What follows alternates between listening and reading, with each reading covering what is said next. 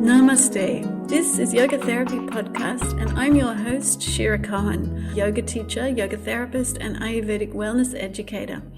In these conversations with experts in the field of yoga therapy, you'll find out what it is and how it can help you and your loved ones to reclaim well-being. We'll touch on physical as well as mental health, physiology, emotions, women's health, spiritual well-being, goddesses, and self-development in the fullest sense.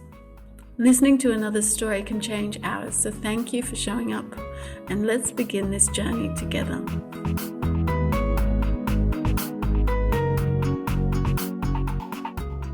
Okay, so hello everyone. I'm here today with Rachel Posner. Is that right now?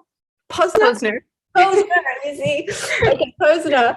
It's so new. Like today I had to learn 30 new names because I had the children, and it was like, and they were getting angry because I couldn't remember all their names, but some names are new to me. It's like, I'm sorry, I can't remember 30 names in one morning and get them all right.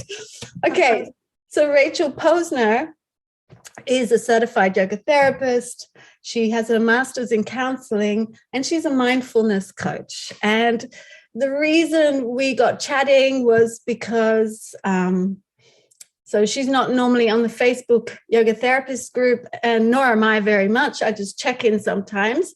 And the person who has created this group is Laura Copperman or Copperman, yeah. And she's amazing. She's a business coach and a yoga therapist, and she creates this really great community for all us yoga therapists to brainstorm, support each other, reach out, ask questions. What else?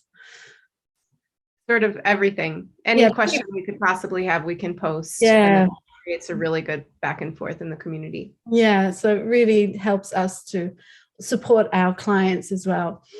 And so she had this question because she just felt overwhelmed the last times with the suffering that's just going on globally due to COVID, but also the regulations and the politics and the polarization, everything that's happening worldwide.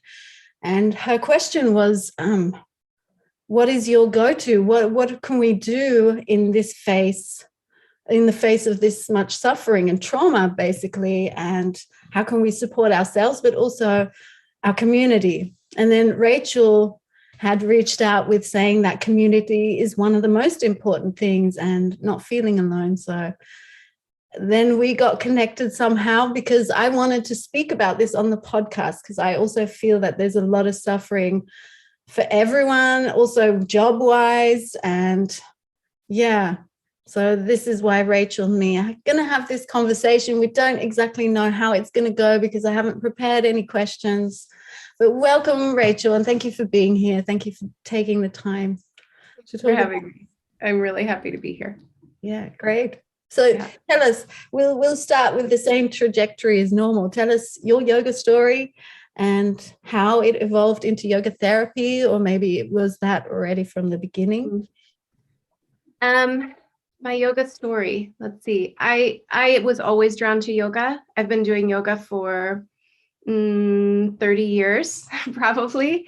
Mm-hmm. And it was sort of love at first sight. As soon as I discovered yoga, it was clear that this was something I loved in so many ways. I love novel movement.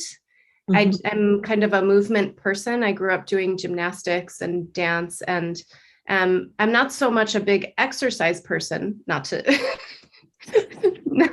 diss exercise, but I do really, really love moving in really fun and different ways. So yoga was just immediately fun. Mm-hmm. But then I loved the mindfulness aspect of it and the spiritual aspect of it. So I was drawn right away. Probably within the first year of doing yoga, I knew I would go through teacher training. But not necessarily because I planned to teach, more because in those days, most teacher trainings were 1 month immersives in ashrams here and in India. And, it was a while back in the West yoga journey. Yeah. So I just thought, this is going to sound crazy, but what could be more fun than taking a month out of my life to just be immersed in yoga and meditation and live that lifestyle for a month. That sounded really, really fun to me. Yeah, of course. Yoga freaks will agree with you there. I mean, still, I have friends who are a bit younger than me, like 10 years younger, and they do that. And I'm just jealous because I haven't got the time to go do a month, whatever.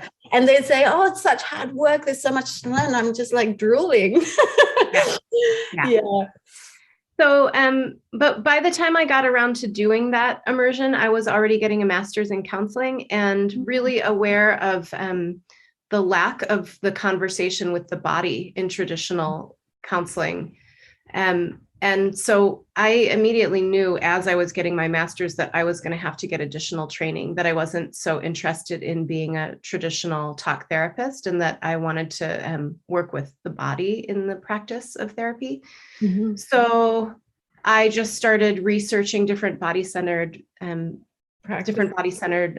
of therapy-based practices. And I found Phoenix Rising Yoga Therapy. I found a number of different things, but the yoga was really attractive to me. And then when I started learning more about it and doing some of the basic trainings, it was clear that this was just a great way to integrate. You know, you could be a Phoenix Rising yoga therapist and not add any more traditional talk therapy elements, like the structure of yoga therapy. There's no need to be a counselor or to be a therapist at the same time, but the two together were really sort of the sweet spot for me.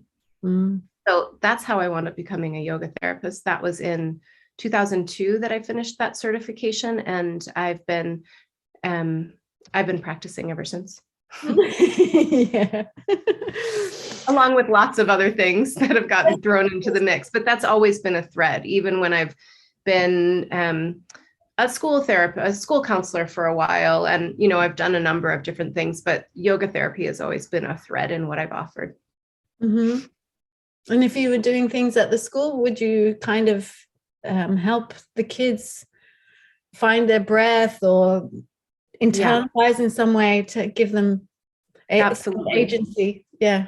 So it's a beautiful combination, because I think, you know, you have yoga and you have all of the practices that yoga and meditation have to offer. And then yoga therapy, just, I would say the difference is not only is it so individualized towards the person that's actually in front of you, but it gives you a really different, deeper is a kind of a pejorative word, and I don't want it to sound like a judgment, but it gives you a different set of skills around how to help people access the wisdom of their body that you don't really get in a traditional yoga instructor sort of training.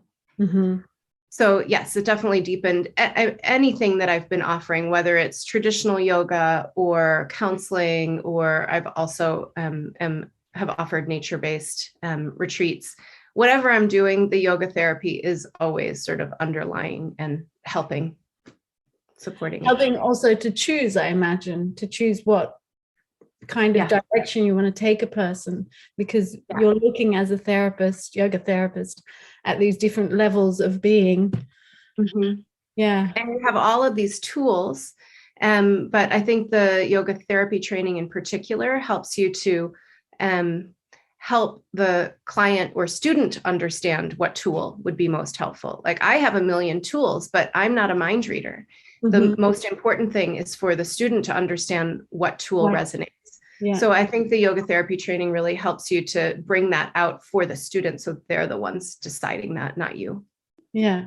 But you decide that through dialogue or through testing things out, through trying things and getting their feedback?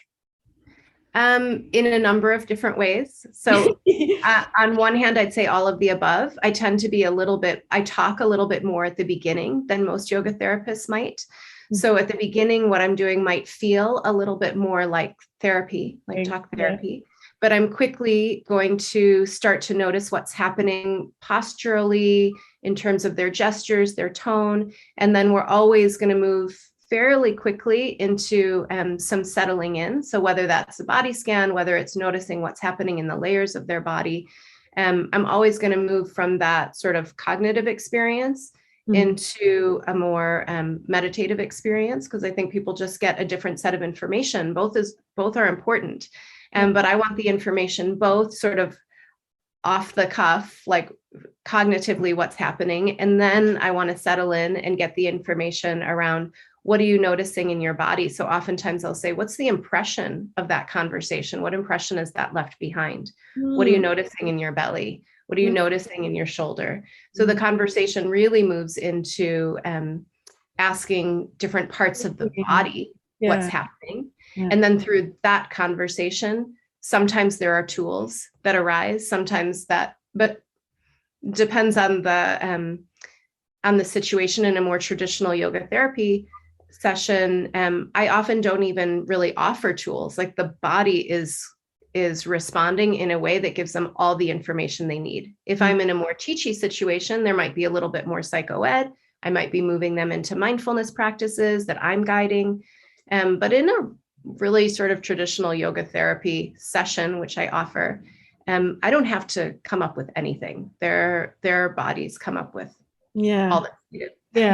Yeah. And I think that's what me and Rachel were talking about. We had a little chat before, and that it's not about being prescriptive. There is no set of rules, or there's just guidelines. And like she said, there's many tools and you can choose from all those tools. And I've also noticed that you watch as you talk, you see, and even just the words say a lot about what is the imbalance, or where do they need strengthening, or what is at the core of the issue. And from that, you can easily find simple tools. It's not even something very specific, but it guides you what needs strengthening and what needs opening and what needs movement and change and breath and awareness. Yeah. It's a really beautiful process. And then there are other processes that I teach that are a little bit more prescriptive, wouldn't be the word, but if I'm teaching a class and I'm with a group, then it's going to be more general prompting. So maybe the theme of the class is to work with stress reduction. So what are some practices that help us with stress reduction? But even if I'm teaching a practice, there's always going to be an integration part where I'm going to ask them to notice, well, what felt important? What felt significant? How do you want to integrate that? What would you like to bring forth? So there's always, even if the teaching is more general, the yoga therapy has really helped me to understand that there always has to be an integration experience that's very individualized. Yeah, and I think that's why questions are so important. When you inquire and ask them to inquire into their own body, they're going to find the answers for themselves. And that's really empowering, rather than you feeding them or offering everything to them. Yeah, wonderful. We had this, I taught another class with older ladies this morning, and there was just a few of us, so it was very quiet and we could get very intimate. And then we shared, because this is the topic of the week, the suffering, and we talked about the suffering, and you could see even the kids, they really just wanted to get things out about their grandparents, and these older ladies wanted to talk about they're not being able to sleep well, and more stress and much more pain and inflammation in their body. And so just the sharing, that being able to open up and asking them questions to feel inside, and to really do slow breathing, and then with that slow breathing do slow moving, and allowing the body to speak to them and tell them where they want to go, or how far do they want to go, or when do they need to back off, when do they need to take a rest, even though the rest is still going. And I think what's so beautiful about what you're describing is there's the experience, and then there's the sharing, which is a whole other level or layer of addition to the personal experience they had. And I've been really interested these days around how much research is out there around how much more resilient we are when we're experiencing suffering or joy in community. That there's research that shows that individuals having the exact same experience, if they are going through it with someone, they're much less likely to suffer from things like PTSD after. We just feel stronger when we're together. It's just how it works for us biologically, neurologically. So the more we can share our suffering and be in it, the stronger we feel, the more resilient we are. Yeah, it's that, I keep saying this, it's that co-regulating that social species just need. We have that ingrained in us, and we relieve each other through that, keeping the physiological, hormonal, endocrine system and immunity, therefore, in balance and in check, because we can feed back and bounce and mirror off each other. Yeah. So there's something so interesting about that I'll just throw into the mix that I really love, which is, we're always co-regulating. And if you're stressed, it's going to make me more stressed. And if you're calm, it's going to make me more calm. So there's this really interesting, it's something that I love about yoga therapy. Like, yes, we're co-regulating, but as a yoga therapist, I have a responsibility to keep myself calm, relaxed, in homeostasis. Otherwise, my clients are co-regulating with a dysregulated human, and that's not helpful at all. Which, what I love about that is the important point. We right. In our practice. Right. And so even thinking about who our community is, it's not that I'm saying I cut off anyone who's not regulating well, but right, I do want to think about, especially in times of suffering, who I want to be with, who I want to co-regulate with. Because those people that over empathize, many of us yoga therapists do, when you are really, really feeling the suffering of someone else, you become dysregulated. It's difficult to stay regulated when you're in someone's suffering. And that is a particular neural network, empathy. A different neural network is compassion, which is what mindfulness teachers are always teaching, to move from that, I want to feel your suffering, into, I want to alleviate your suffering. Those are two really different experiences. I can be present. What I've found for me, because I burnt out because I was too empathic. So I really learned. One thing that I do is a very symbolic thing. I put on a silver bracelet every time I teach or give therapy, because it's like I'm just reflecting their thing, and I'm able to hold the space, and I'm there with you. I'm fully present. I can hold you and the pain, but I don't have to absorb it. I'm still keeping it out of my body through that metal that's reflecting. So that really helps. And then I walk in with that mindset. That really helped me. And also understanding boundaries. I think that's important too, having clear boundaries. And I think a lot of yoga teachers and therapists are so into wanting to be selfless that we don't have very clear, distinguished boundaries. And, one thing that we're learning through neuroscience, which is so brilliant, is that it really is shifting your perspective. Like, there are the tools that you just brought in that are really important, and how you experience boundaries, and even being sort of cognitive about that, very aware of your boundaries. But even the simplicity of moving from that, when you're watching a movie and you just want to suffer, like you love that kind of cry. Sometimes I choose that feeling because I want to cry. Exactly. But that's an empathy network. We want to feel that suffering. And when we notice that with our clients or our friends or our loved ones, to shift from, I want to feel your suffering, right? Because that makes me feel connected to you, to, I want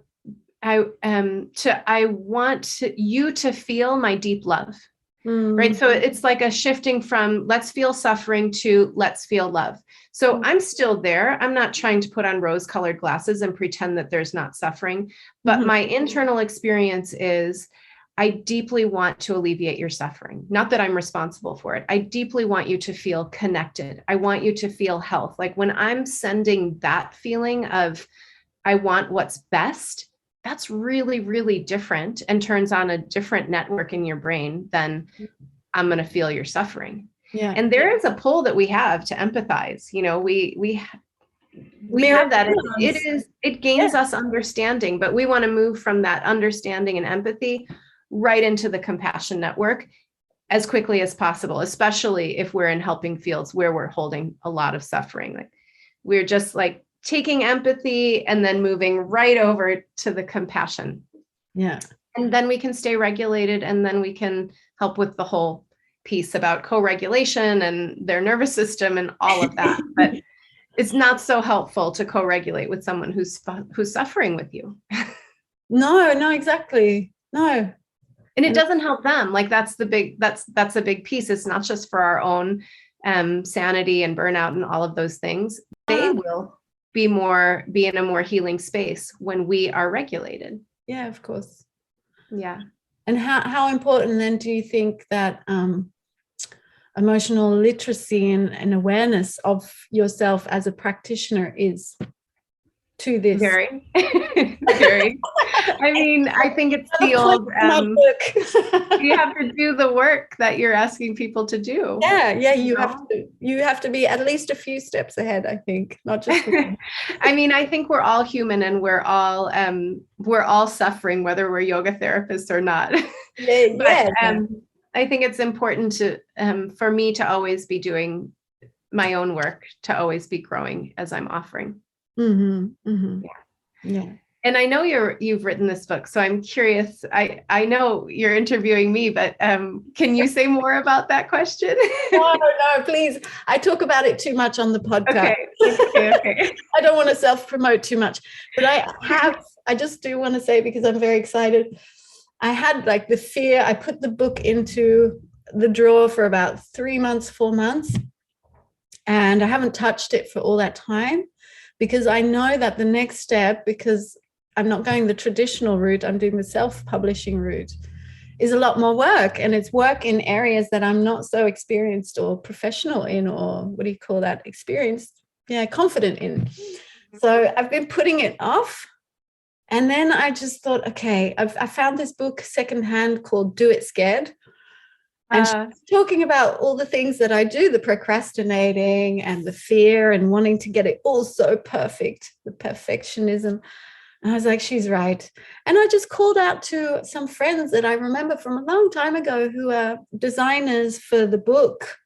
They do the outside, but then they also told me they do the inside, and that they've been doing a lot of books. And so they have contacts for crowdfunding, and they have ideas for publishers and all sorts of other things. And that just got the ball rolling. So I'm very excited. It's going to come out pretty soon.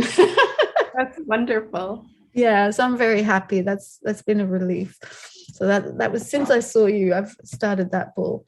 So so let's talk about what came up in the Facebook group. So about the suffering and things that people are going through. Can we kind of touch on what we're seeing globally? Because I don't imagine it's just in Europe or that it's just in America. I think everyone's suffered so much from the uncertainty of the last 2 years, and a lot of misinformation and polarization and fear. Yeah. Well, I think the uncertainty and the fear is certainly kind of primary in terms of of the suffering. I mean, there's, of course, all the things that have happened as a result, work issues, home issues, just, I think there's no part of our life that it hasn't touched in a significant way. Mm-hmm. But it's like anything. If you're dealing with a stressor and your nervous system is regulated, you can handle that stressor. Better. And when you're dysregulated, it's much more difficult to handle the stressor. We move into the stress response and we don't see clearly, right? When we're in fight, flight, or freeze, we don't see clearly what's in front of us. So I think one of the issues is that there are so many stressors involved in the pandemic, all the things that you mentioned and more. Mm-hmm. So many people wind up dysregulated as a result of that tipping point of, okay, well, I could handle 1 and I could handle 2 and I could handle 3, but 5 is too much. Now I'm in fight or flight or freeze. Yeah. Can we just explain for people, because we do have other people who are not therapists, what fight, flight, and freeze is for people, because I also assume everyone knows this, but a lot of people still don't know what that is. Yeah. So when you think about your brain, you have the emotional part of your brain, your limbic system, which includes the amygdala. And the amygdala is sort of like the alarm bell. And it says, there's a problem. And when the amygdala's bell rings, it kind of shuts down your prefrontal cortex, which is your thinking brain that helps you to make decisions and handle your stressors. And when that bell rings, it shuts down the thinking brain. We release cortisol and adrenaline, and we move into fight or flight. Sometimes we move the other direction. That's hyper arousal. Sometimes we move into hypo arousal, which is freeze, which generally happens because fight or flight isn't working. And so we feel overwhelmed by that and we shut down. And in those states, we would call that a dysregulated nervous system. And when we don't have our thinking brain online, we just can't handle the stressor in the way that we would if we were in a homeostasis or a calm place. Another way of saying it is like that fight flight is our sympathetic nervous system, and that calmer place, which is where we should be living all the time, is our parasympathetic nervous system. So many of us are walking around all day long in some level of fight flight, and oftentimes not realizing it because we're so used to that feeling. Yeah. Yeah. So I've had that experience or that realization just a few years ago after my second yoga therapy training. I realized that all my yoga practice had always been running on a kind of low level of anxiety, this kind of guilt-driven, if I don't do my practice, I'm not a good person, the unconscious guilt that comes up. And so you keep doing the practice. And so my practice was actually to not practice asana and pranayama and just to sit with my guilt. Yeah, and just be okay with myself and not doing something. So, and I think a lot of us are running on guilt and shame and these very deep emotional patterns that I think religions or society and culture bring in to kind of mold the children or the society so that larger groups of people are tameable, or you can guide them. I don't know why it's so necessary to always control and guide everything. Yeah, because of fear. Yes. I mean, we can feel that in our own little ways, like when we're dysregulated, when we're feeling afraid, we want to control. Okay, well, before I do the thing, I'm going to make sure there's nothing on my desk. Like, that's a great practice. I know it can kind of let us feel calm. So we have to find out what practices calm us. But so many of our practices, the root of the practice is to create some control. Because that lack of control is overwhelming. So we see that in our own individual systems, and then we see that in these huge, giant patriarchal systems. Yeah, exactly. Patriarchal. another minus point for them.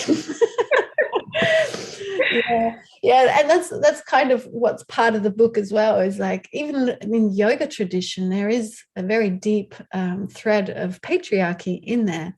And this is another thing I wanted to pull out from under us, is realize when we are using yoga in a patriarchal means or a suppressing power dynamic kind of thing, or when are we actually honoring that from within, which is the natural kind of state that we all have and all have access to, and then we don't need to project onto some guru or some other person outside ourselves. So it is that guilt again, and that, the control again. But then again, we can use, like in yoga, or yoga therapy, we use control to regulate the system again. If we are very dysregulated, we can use those controlling kind of practices. So it does have a function, but we need to know when we have to let it go as well. Yeah. And I think a big part of what we're doing in any kind of mindfulness practice, like yoga, like meditation, like walking, whatever your mindfulness practice is, a big piece of it is just to be able to check in what's present. And when we check in with what's present, we start to get to know our nervous system. I see a lot of things through the lens of the nervous system, as you can see. I see everything through emotions. There's a point where they intersect. They're always intersecting. Can we have our emotions? Can we feel our emotions and not also be dysregulated? This is a state that we can live in. We can be very aware of our emotions. We can feel angry. We can feel all those things. I think sometimes we mistake yoga and mindfulness for always having that sort of Zen-like presence. And I think that's false. I think actually it's, what exactly am I feeling right now? And can I hold that without needing to release a lot of cortisol and adrenaline? Can I feel upset? Can I feel suffering? Yeah. And not be completely dysregulated, not have to check out, not have to grab my phone, not have to binge on whatever, can I just hold what's true? Mm-hmm. And I think that's what many of our mindfulness practices help teach us to do, so that when we're in the thick of the uncertainty and the fear and everything that's coming along with the pandemic, can I still stay in a state of homeostasis so I can work with the stress? Mm-hmm. And just to bring it back again, one of the things that helps us stay in homeostasis is community. Yeah. So this is why the pandemic is especially difficult, because there is a level of isolation that we've experienced. And so we need new ways of connecting, because we have to have that community. We have to feel connected to stay in homeostasis. Yeah, that was the thing that was the most difficult. Like you were just talking about, I kind of disagree on one point, that it's not even necessary to be in homeostasis all the time. Is it okay to even sit with your dysregulated self? Yeah. Because that's been a practice of mine the last few years. There have been so many ups and downs that, and like you said earlier, that, okay, things crash and then you get back up over the course of this last 2 years, especially like when we're looking at finance and business. For me, it's just fallen and I've stood up, and fallen and I've stood up. And you have the resilience in the beginning, but after like the sixth time, you kind of give up and you're demotivated, and then you become dysregulated. And especially when you start to seek answers outside yourself, which I was doing, like looking for much better information than what I was getting from the government and the mainstream media. But that can get you down all sorts of rabbit holes and meet very asshole people or very wrong information. But you want to see, I always want to see the whole spectrum and then make a clear decision from all those bits of information. But then I got points where I was very dysregulated, and I still managed to sit with it and to be okay, to be okay. Okay, I'm totally dysregulated right now. What do I need to do? So one of my choices, one of the practices, and I think that's another point, that's why it's called a practice. You have to keep doing it. It's not because you practice mindfulness for a year or even a month that you're sweet. Now you're okay, right? It's a practice every day for the rest of your life. Yeah. Yeah, and you can skip a few days, but you'll notice the difference when you do. Yeah. I think you're exactly right, that it's not that there's a problem with being dysregulated. It's that there's a problem with being dysregulated and then not knowing how to find your way back, or not even knowing you're dysregulated. Yeah. So I think what's happened, and maybe in part because of the pandemic, is that life is uncertain now. And I do feel like this is a permanent change, that we are not going to go back. Not that there was ever certainty, but I don't think we're going to go back to the small level of certainty we had. I think we've entered into an age where there is a lot more uncertainty, and with uncertainty comes fear. Mm-hmm. And I think that what's happened is that because of that, people have felt so uncomfortable and so anxious and so nervous that their whole nervous system has shifted into kind of living in low-level fight flight.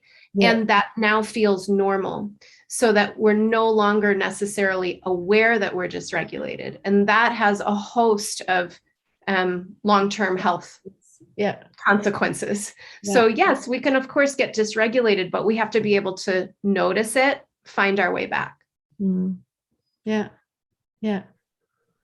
Yeah, you just said something and it touched many things in me. And I'm just thinking of all the people. Like last week, I gave a class and there was a young woman. Don't know if I mentioned it last time we talked.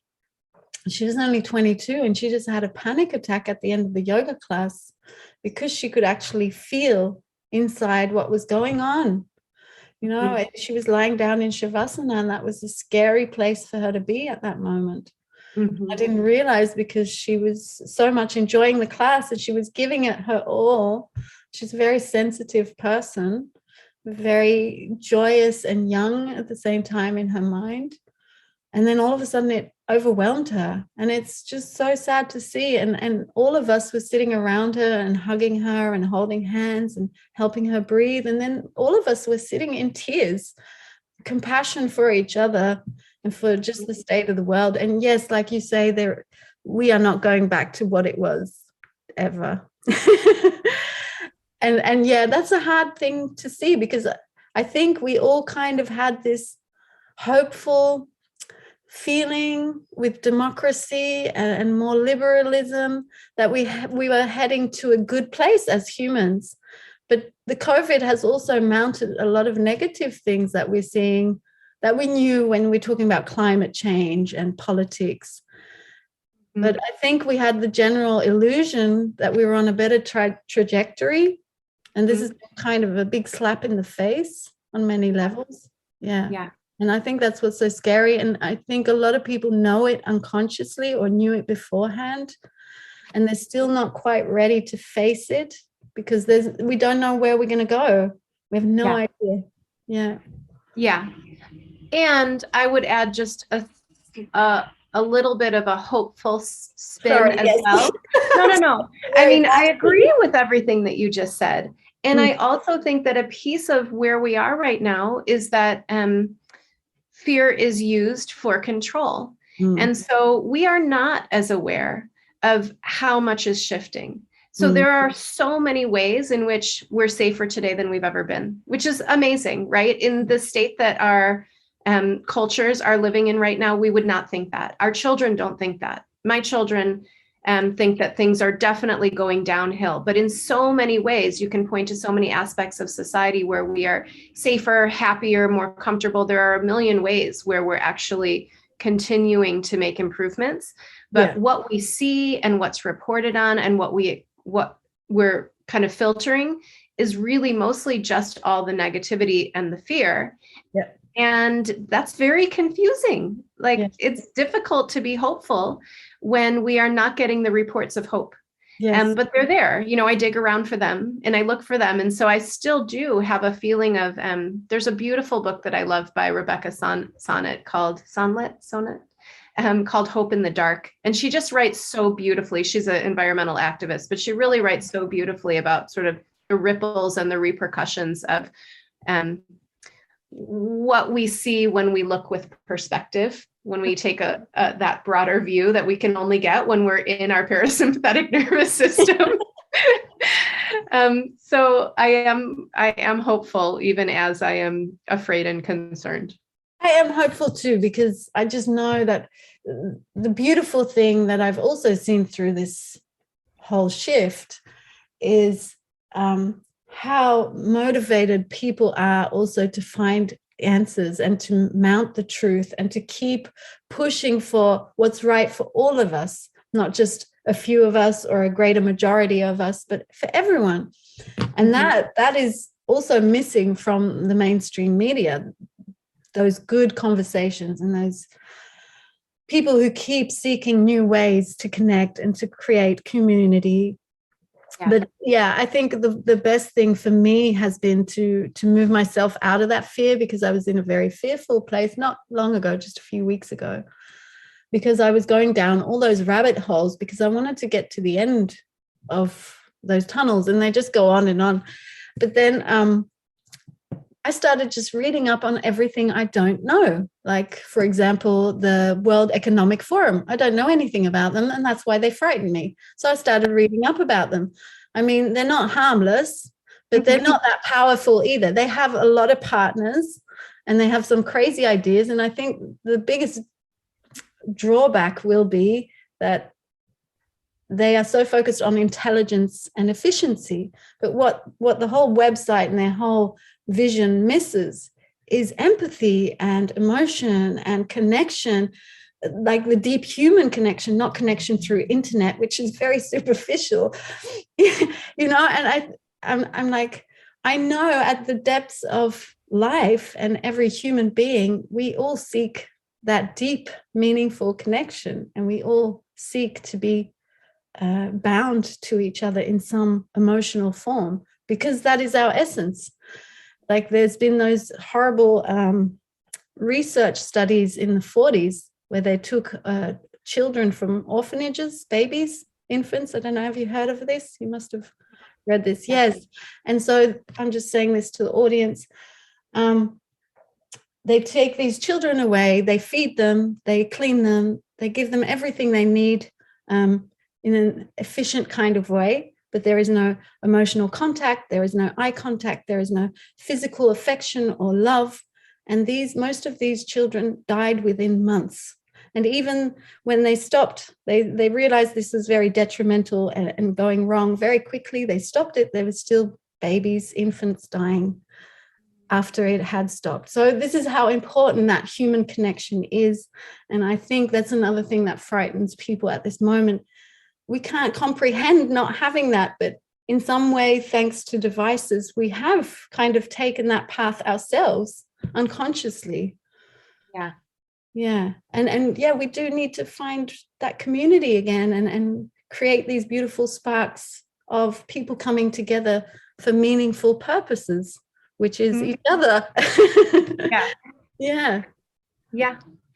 Yeah. I mean, that's part of some of the beauty of yogic practices, that many mindfulness practices now are really focused on the social engagement system.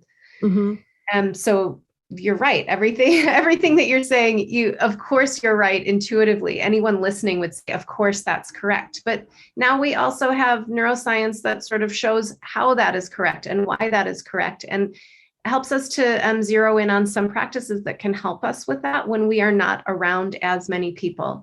Like, what are the practices that help release oxytocin, right? Which is a neurotransmitter that makes us feel safe. It's a neurochemical that's released when mothers breastfeed. It's released when we make eye contact. How can we get that when we don't have as much of it accessible to us?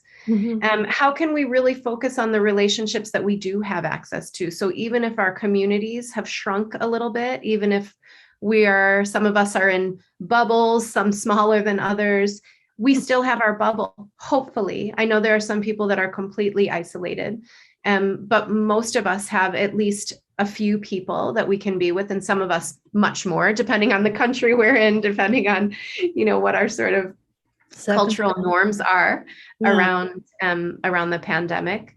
Wherever we can, for example, for me, I've become much more extroverted during the pandemic, because before I just had a lot of people around and I didn't have to think too much about it. And I thought of myself as an introvert, and the connection didn't seem as important. Not that, I had many loving connections, but now I really reach for them. I reach out to people I don't know. Normally, I wouldn't be having this conversation with you. This is another piece of what I've been doing, of reaching out to people that I don't know, that I want to connect with and have conversations with. So I do think that there are lots of ways that we can get better at getting what we need as human beings. But we have to be more conscious about it now.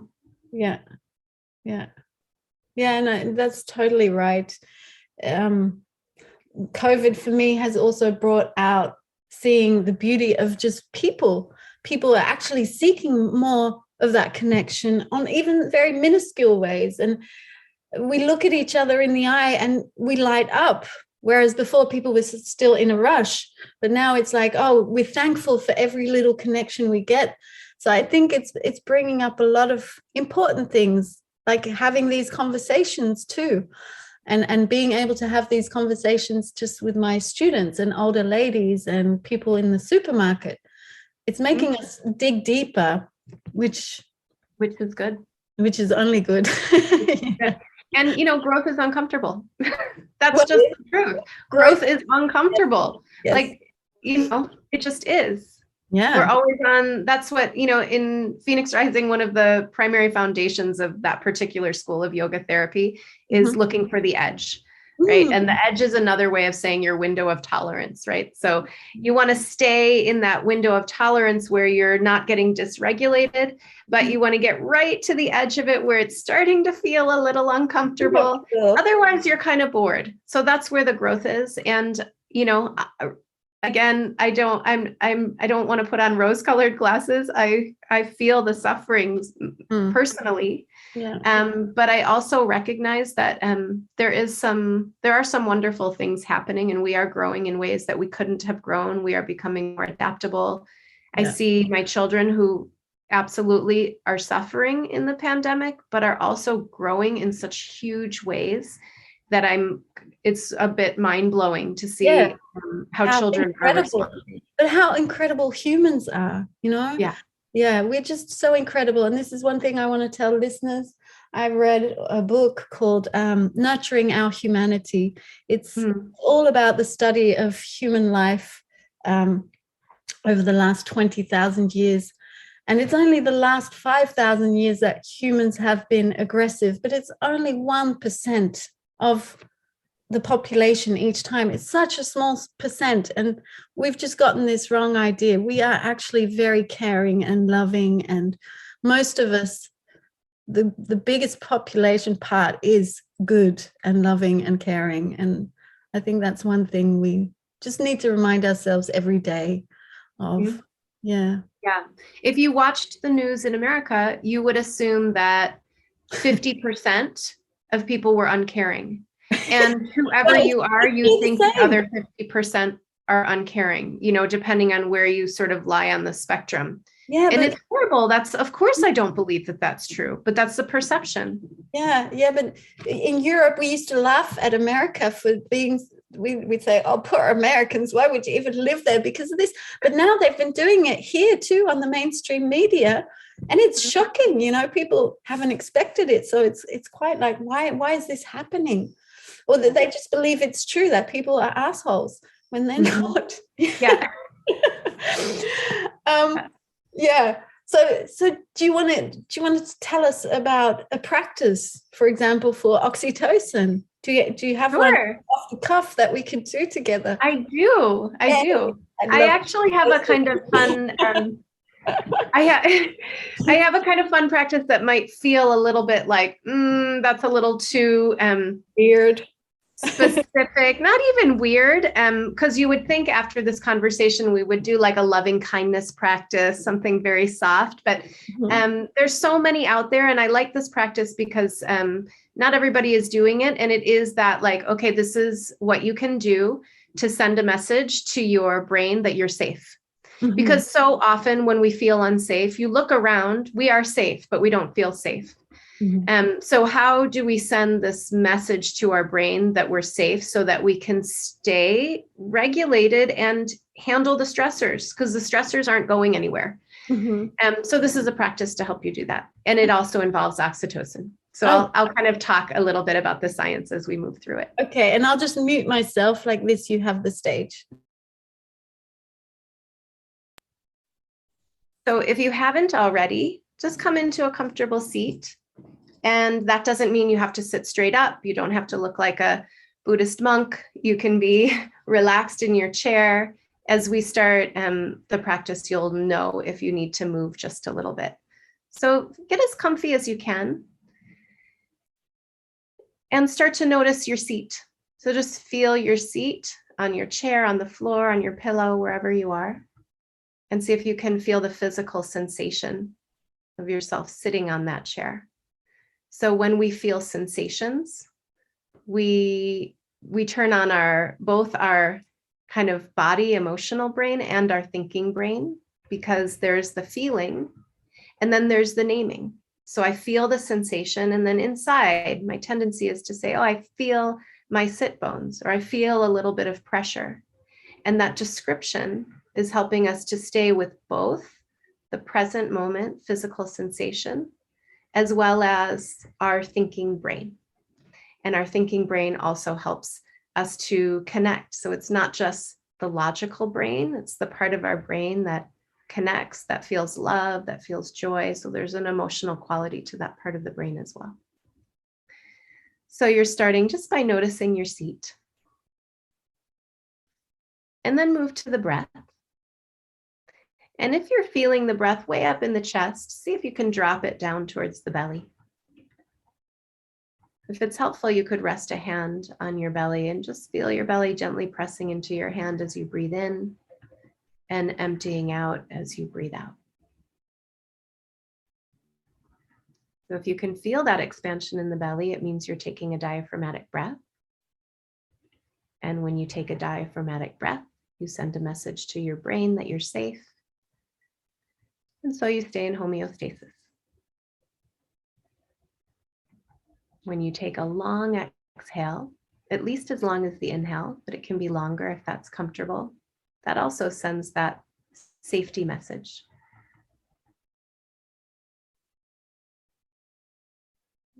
Now move the hand from your belly to your heart. Or add a second hand if you like. So if the belly hand helps you to stay with that diaphragmatic breath, keep it there, bring the other hand to your heart.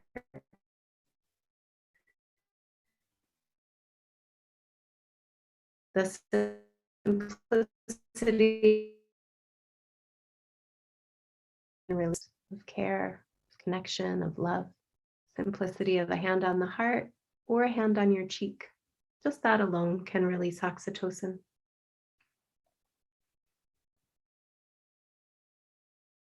So give yourself another 5 breaths just to feel that experience of hand on the heart or the cheek, coupled with a belly breath.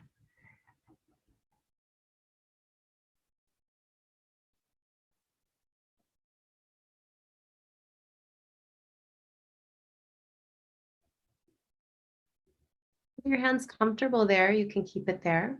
If not, you can let your hands come to your lap. We're going to move to the jaw. Just notice sensations in the jaw. This is a place we tend to hold a lot of tension, the jaw, the face, the base of the skull. And when there's tension in the face, again, it sends a message to the brain that things are unsafe, even if everything is just fine.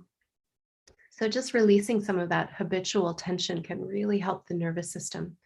So try opening your mouth as wide as you can and then let it close on its own. Like you're not purposely engaging any muscles to close the mouth. It's just a slow motion close. And when you do that, notice if the set of the jaw feels any more relaxed. You can do that a couple of times.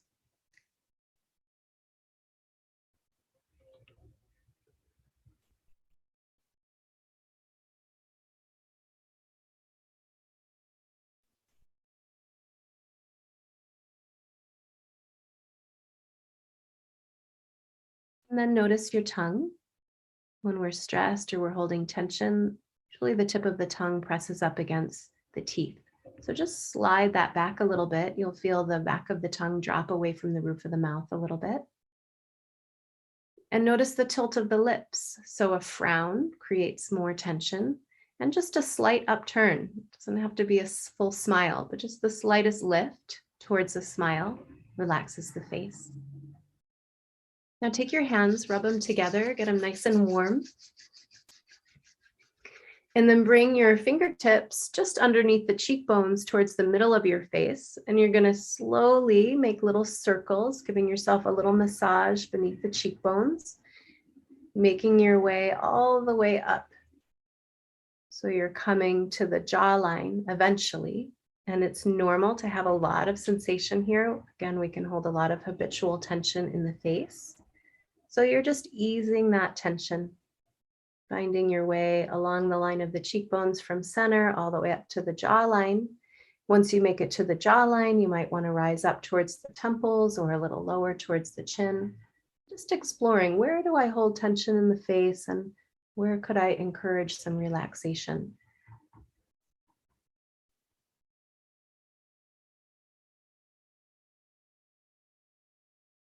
We tend to hold a lot of tension behind the eyes, and the muscles of the eyes, and that can be really difficult to release. So if your hands are still warm, you can, if they're not, you can warm them up again. If they're still warm, you'll just let your head rest in the heels of the hands. So kind of heels of the hands to eye sockets, and let your head get heavy. And that gentle pressure and also the shutting out of the light can help to release some of the musculature around the eyes.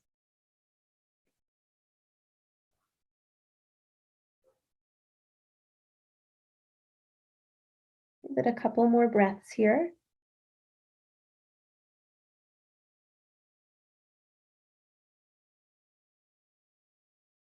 And then your head can rise back up. And now we'll go to earlobes. So just a gentle, very gentle massage along the earlobes. So the earlobes are where your vagus nerve is closest to the skin, and your vagus nerve, again, helps to turn on your parasympathetic system, coming into homeostasis. So this is just a way to tone the vagus. Another way of saying that is just strengthen that rest and digest system.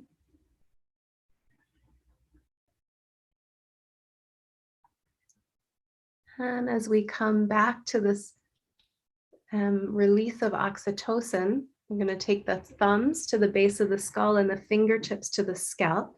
So base of the skull, the occipital ridge, where it kind of juts out a little bit in the back, you're giving that some gentle pressure, a little easeful massage. We have oxytocin receptors back there along the occipital ridge, and when we massage that space, again, we release oxytocin.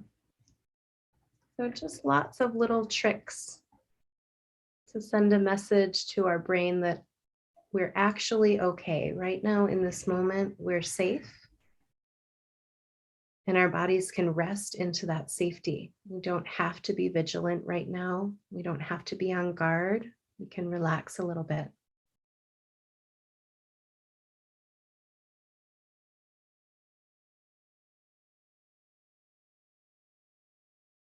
And luckily, all of these things also feel nice. So there's just the benefit of that this is a nice experience of self-care. And then you can just let your arms rest, either at your lap or take a hand to your heart again. And just notice what's happening now. Notice if you feel any more relaxed, if you feel any less tension in any of those spaces you've attended to. And notice the ease of just this very simple, really 5-minute practice probably. That can really help to shift what's happening in your mind, in your body, and in your brain.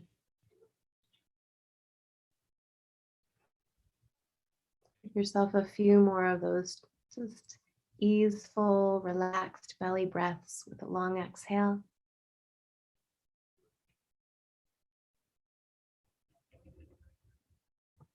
If your eyes are closed, you can open them back up and just take in your surroundings. Notice if the space that you're in feels just slightly different now.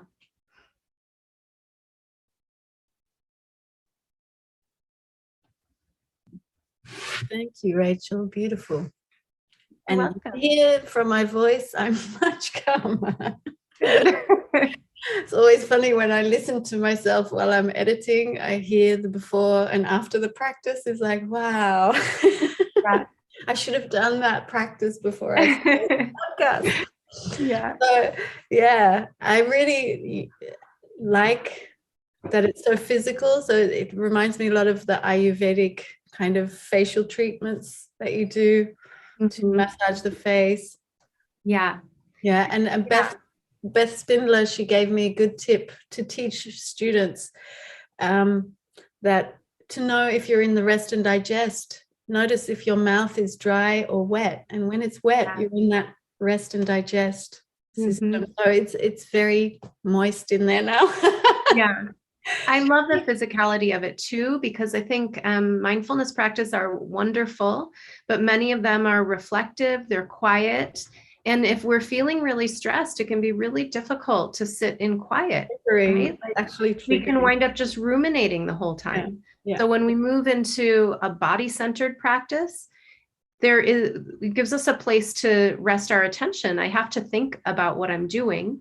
And so there's less chance that I'm going to be ruminating because I'm actually attending to my physical body. Yeah. So that can be, for me, the more powerful practices when I'm feeling anxious are more body-oriented practices, not just coming into seated meditation. That's not where I'm going to go first.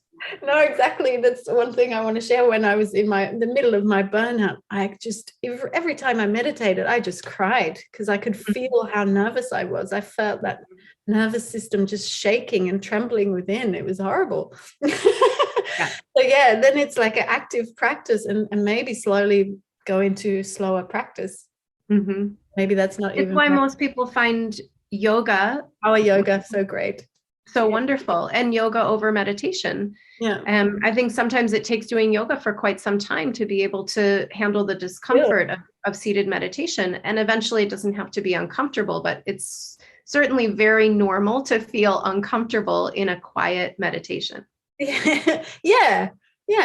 I think even now, I practice since 31 years. I'm a meditation practitioner.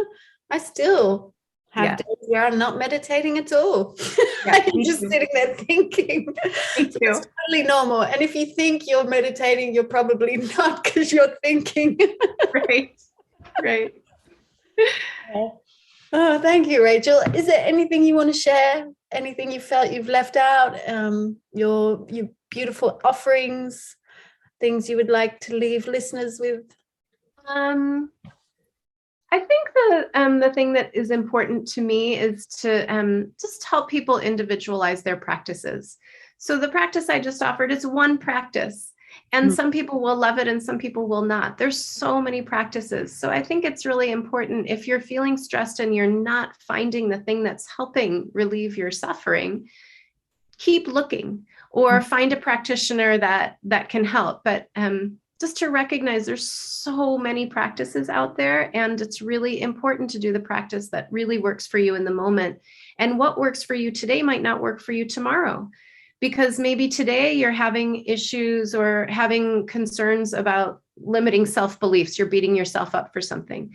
Maybe tomorrow you're not doing that. You just didn't get enough sleep. Like, those are two different practices that would be helpful for you in those moments. So the bigger your toolbox, the better. Yeah.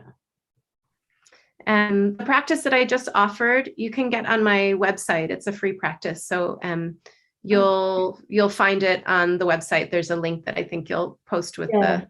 I'll put everything in the show notes for people. So if you want to find Rachel, so if you want a visual, I know we're on audio, but if you want a visual, there's a video practice of it. So if there are some things that I guided you through that you kind of thought, I don't know what she's talking about, you can get the video there. I had my eyes closed. I could follow you the whole way. Okay, good. So if it's new, it's always confusing. Yeah. Okay. And there's ways to contact me on the website. So if you have questions about anything we've talked about, I love talking to people. I really do, more now than ever. So you can email me and we can chat about anything. Yeah. And it's funny you say that, because I always thought I was an introvert. My mother has always proposed herself to be an introvert, and I just unconsciously always copied that.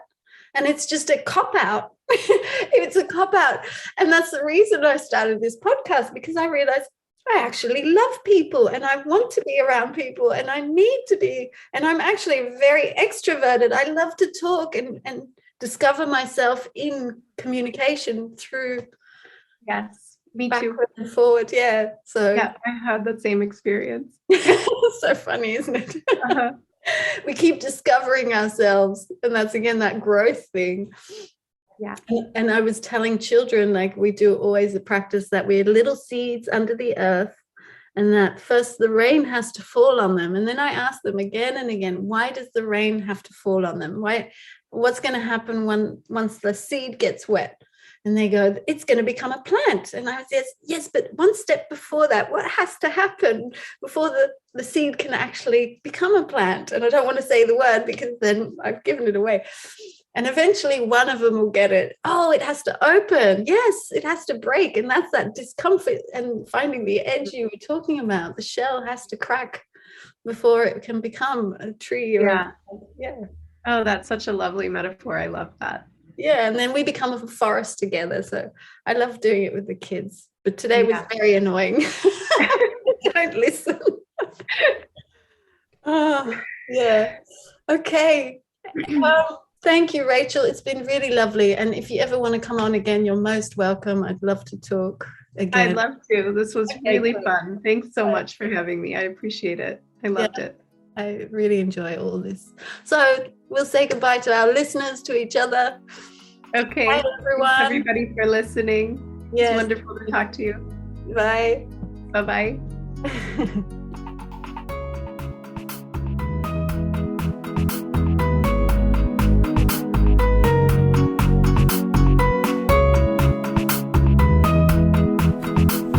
Thank you everyone for staying to the end of the podcast. I hope you enjoyed this conversation as much as I did. I really love doing these talks with these amazing people. And if you want to know more, just take a look in the show notes. There's plenty of links and ways to connect with either the guest or myself. If you want to work with us or find out more about us, just check out the information in the show notes. So I hope you have a wonderful weekend or week, and you'll be hearing from me next week. Bye.